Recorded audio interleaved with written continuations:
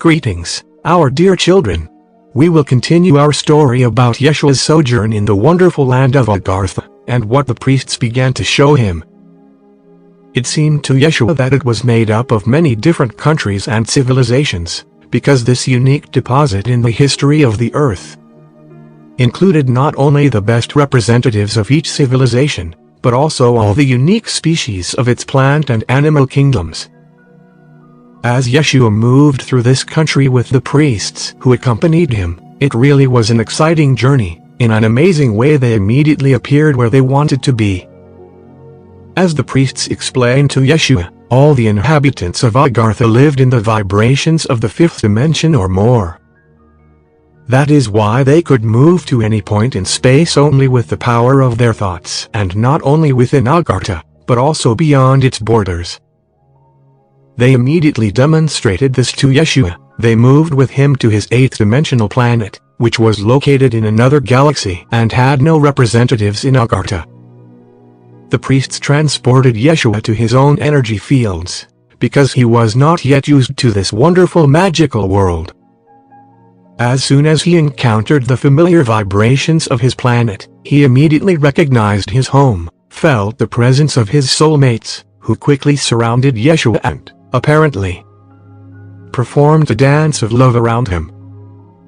Their bodies were so sparse and luminous that they looked like clouds pierced by sunlight. His soul was ecstatic. He recognized his beloved souls, his star family, and joined them in the divine dance of love. It was a fascinating sight, but they had to get back to Agartha. The objective of this trip to the planet of Yeshua was achieved. Now he remembered who he was and where he came from. This memory could not now be erased from your consciousness, which is what generally happens when a soul descends to earth, to incarnate in a physical body. In an instant, they were back at the main sanctuary of Agartha. Now Yeshua had to recover the memory of all his incarnations on earth, because he had descended more than once.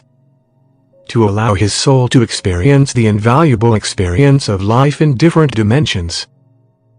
They showed him their past lives in the form of pictures, highlighting the most important and significant episodes of those incarnations.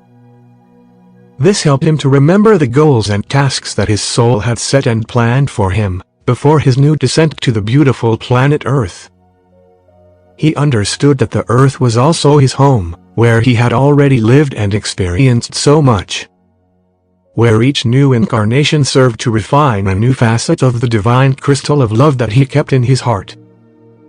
Suddenly, he saw with great clarity and distinction everything and very diverse path of his soul, of multidimensional layers.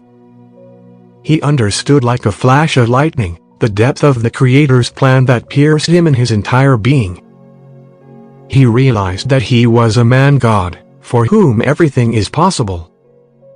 He was filled with so much love and so much gratitude for the knowledge that had been given him, that it seemed to him to become a total love, which he wanted to share with the whole world. With all men, animals and plants, and with the entire universe. Now he knew that this feeling would never leave him.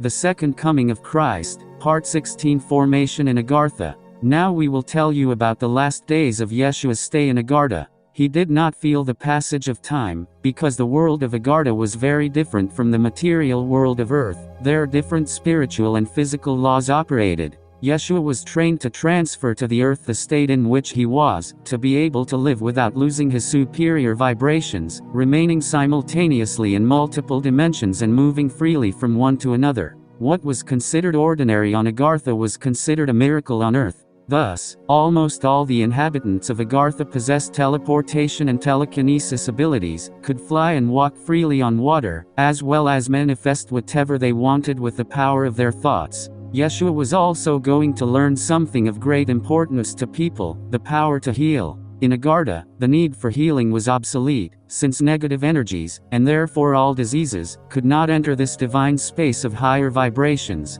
But for the inhabitants of Earth, the recovery from deadly diseases was a true miracle that could change their consciousnesses and help them embark on the spiritual path. Yeshua had to learn to move into a person's energy field, where all disease consists of a negative energy mass, to dissolve and wash it without a trace, with the divine energy of light and love. To master this, he was trained by the best yogis who lived in Agartha, who taught him to concentrate and maintain, for as long as possible, this magical energy in his subtle bodies. Yeshua turned out to be a good student. He managed to reach a state of constant permanence of these energies, while he was in the three-dimensional world. The training he received could be compared to launching a person from space to Earth, where he had to maintain a state of weightlessness while walking the planet. He had only one final touch left before he returned to Earth. He needed explanations for his miracles. That's when Father God came to help him. He explained to Yeshua, clearly and concisely, the postulates that would form the basis of his teaching. These were the laws of the universe, based on spiritual values that had to be followed in order to find true happiness, joy, well-being and health, since they allowed to live with love and in harmony with oneself and with the world. This teaching was to become a pole star with which he would guide people out of the darkness of the dual world. Yeshua himself would become a brilliant example of the person who lives according to these laws and can achieve from the knowing that he is part of God. Yeshua had to return to Jerusalem, which at that time was the center of attraction for many nations living in the land of Palestine. It was also an embodiment of duality, where only money and power were worshipped, and where the rebirth of spirituality would have special value and importance.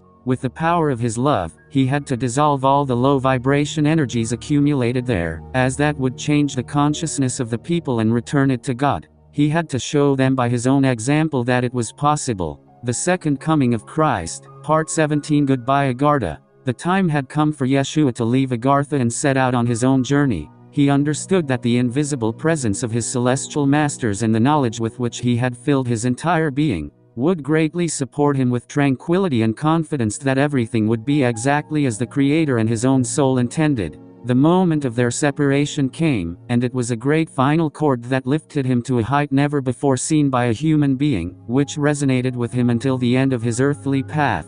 In the main sanctuary of Agartha, the elders of all the civilizations that inhabit the earth had gathered. Each one of them blessed Yeshua in a wonderful way, while communicating an energetic impulse, characteristic of their own civilization. It was similar to when a family prepares a loved relative for a long trip, and places their gifts in the travel bag. These divine gifts that the people of Agartha shared with Yeshua were truly invaluable. They contained a concentrate of all the best things, which each civilization had learned from its own experiences on earth. In other words, they were feeding Yeshua the highest vibrations that have ever existed on the planet. He absorbed all the experiences of the earth accumulated over thousands of years, so that later he could share them and help people to remember their great origin, to bring them back to the house of God. At the last moment, God the Father himself came to bless his beloved Son. It appeared as a dazzling flash of golden light.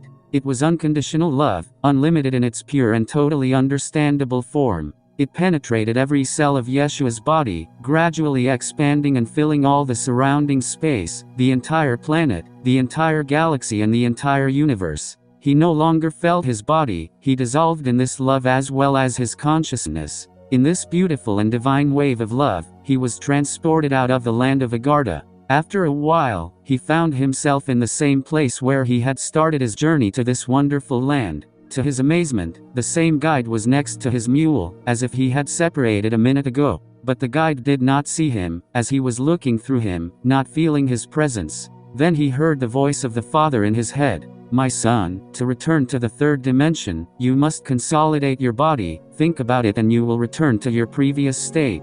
Yeshua remembered how it had been before his visit to Agartha, and immediately felt his body. The guide immediately ran to him and began to eagerly relate to him what had happened to him during that time. He returned to his village, frightened by this unprecedented force that had descended on him at the foot of the mountain. But suddenly an overwhelming desire to return seized him. It seemed that someone invisible had taken him by the hand and led him to the same place where he had left Yeshua. It turned out that Yeshua had only been away for a few hours, but it seemed like an eternity to him that completely changed his consciousness and all his later life. They began a new stage in his life, and his first wish was to kiss his beloved Maria and his son.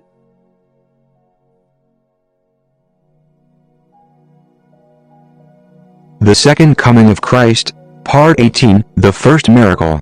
This is how Yeshua began a new stage in his life, because now he did not feel like an ordinary man, but like a being who had been on the other side of the veil, had separated the material world from the subtle one.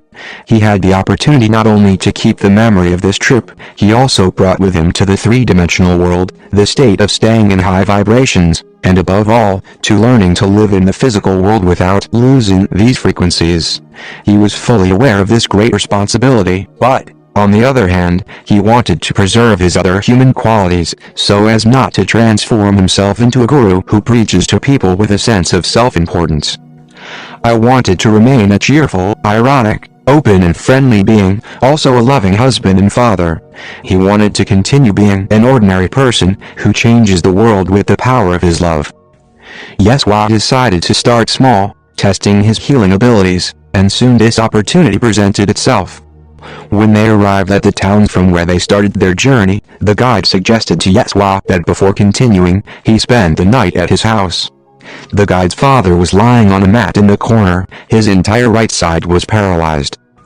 Yeshua approached him, extended his arms forward, until he covered the body of the old man, closed his eyes and in his mind, enveloped the man with the divine energy of light and love, which flowed from his heart chakra in a powerful current.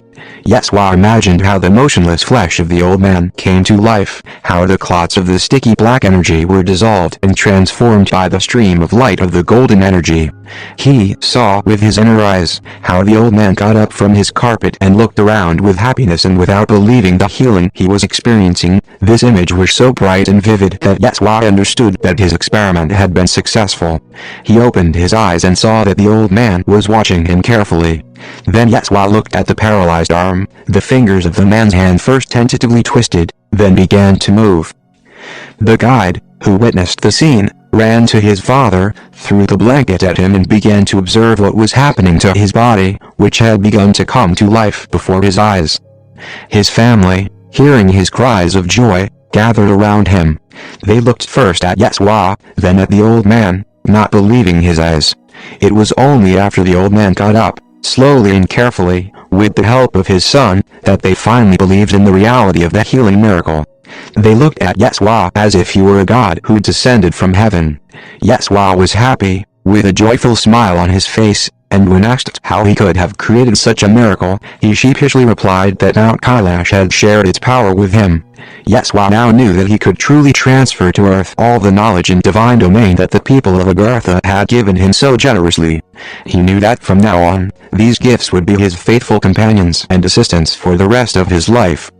The hosts of the house thanked him generously, prepared him well for the long journey ahead, and without delay he set out to be reunited with his loving family.